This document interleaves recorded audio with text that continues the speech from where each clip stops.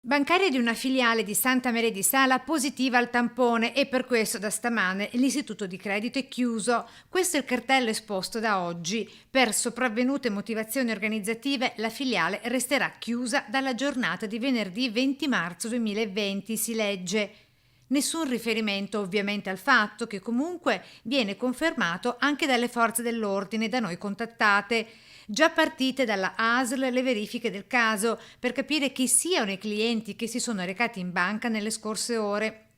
Episodi di positività al virus erano già stati registrati anche dal personale delle filiali della stessa banca a Camponogara e prima a Portogruaro, con la ovvia conseguenza, filiali chiuse anche lì.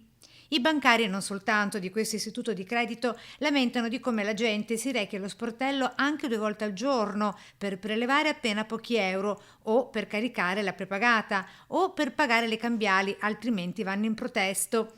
Insomma, ogni scusa pur di uscire da casa. Dall'emergenza alcuni sportelli, sebbene ancora aperti, lavorano a porte chiuse con alcune operazioni, anche quelle di cassa, solo previo appuntamento. In alcune banche si entra una persona per ogni dipendente e in altre solo uno alla volta.